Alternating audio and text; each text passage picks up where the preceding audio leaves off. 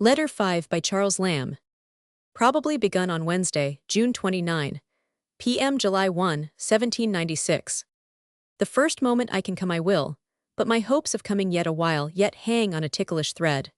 The coach I come by is immaterial, as I shall so easily by your direction find ye out.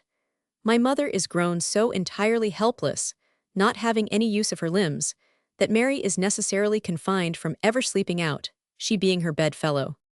She thanks you though, and will accompany me in spirit. Most exquisite are the lines from Withers.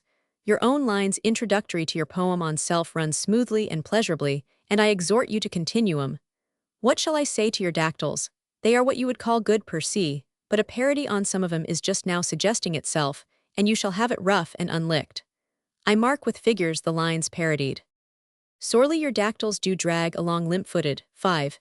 Sad is the measure that hangs a clod round 'em so. 6. Meager and languid, proclaiming its wretchedness. 1. Weary, unsatisfied, not little sick of 'em. 11. Cold is my tired heart, I have no charity. 2. Painfully travelling thus over the rugged road. 7.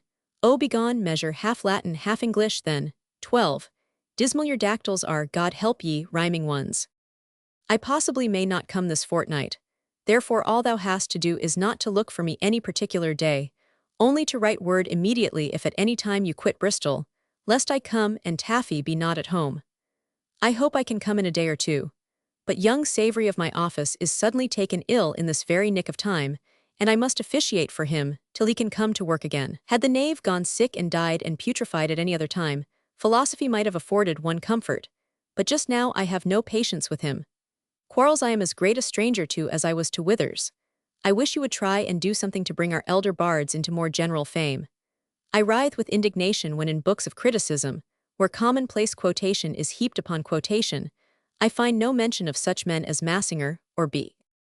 and F.L., men with whom succeeding dramatic writers, Otway alone excepted, can bear no manner of comparison. Stupid Knox hath noticed none of 'em among his extracts. Thursday, Mrs.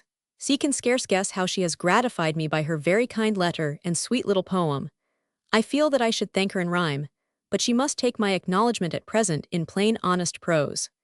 The uncertainty in which I yet stand whether I can come or no damps my spirits, reduces me a degree below prosaical, and keeps me in a suspense that fluctuates between hope and fear. Hope is a charming, lively, blue-eyed wench, and I am always glad of her company, but could dispense with the visitor she brings with her, her younger sister, Fear, a white-livered, lily-cheeked, bashful, palpitating, awkward hussy, that hangs like a green girl at her sister's apron strings, and will go with her whithersoever she goes.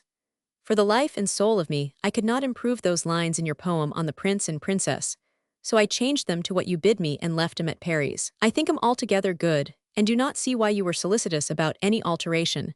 I have not yet seen, but will make it my business to see, today's Chronicle for your verses on Horne Tooke. Dyer stands at him in one of the papers t'other day, but I think unsuccessfully. Tooke's friends' meeting was, I suppose, a dinner of condolence. I am not sorry to find you, for all Sarah, immersed in clouds of smoke and metaphysic. You know I had a sneaking kindness for this last noble science, and you taught me some smattering of it. I look to become no mean proficient under your tuition. Coleridge, what do you mean by saying you wrote to me about Plutarch and Porphyry? I received no such letter, nor remember a syllable of the matter, yet am not apt to forget any part of your epistles, least of all an injunction like that. I will cast about for 'em, though I am a sad hand to know what books are worth, and both those worthy gentlemen are alike out of my line. Tomorrow I shall be less suspensive and in better cue to write, so good-bye at present. Friday evening. That execrable aristocrat and knave Richardson has given me an absolute refusal of leave. The poor man cannot guess at my disappointment. Is it not hard, this dread dependence on the low-bred mind? Continue to write to me though, and I must be content. Our loves and best good wishes attend upon you both. Savory did return, but there are 2 or 3 more ill and absent, which was the plea for refusing me. I will never commit my peace of mind by depending on such a wretch for a favor in future, so shall never have heart to ask for holidays again. The man next him in office, Cartwright, furnished him with the objections. The dactyls were Coleridge's only in the 3rd stanza, the remainder were Southey's. The poem is known as The Soldier's Wife, printed in Southey's Poems, 1797. Later Southey revised the verses. The Anti-Jacobin had a parody of them. Young Savory was probably a relative of Hester Savory, whom we shall meet later. He entered the East India House on the same day that Lamb did. We do not know what were the lines from Wither which Coleridge had sent to Lamb, but Lamb himself eventually did much to bring him and the elder bards into more general fame, in the Dramatic Specimens, 1808, and in the essay on the poetical works of George Wither, in the Works, 1818. Stupid Knox was Vicemus Knox, 1752–1821, the editor of Elegant Extracts in Many Forms. Her sweet little poem, Sarah Coleridge's verses no longer exist. See Lamb's next letter for his poetical reply. Coleridge's poem on the Prince and Princess, on a late connubial rupture in high life, was not accepted by Perry of the Morning Chronicle. It appeared in the monthly magazine, September, 1796. The verses addressed to J. Horntook and the company who met on June 28, 1796, to celebrate his poll at the Westminster election, were not printed in the Morning Chronicle. Tooke had opposed Charles James Fox, who polled 5,160 votes, and Sir Alan Gardner, who polled 4,814, against his own 2,819.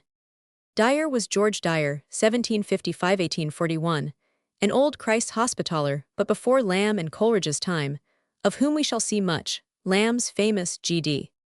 William Richardson was Accountant General of the East India House at that time, Charles Cartwright, his deputy.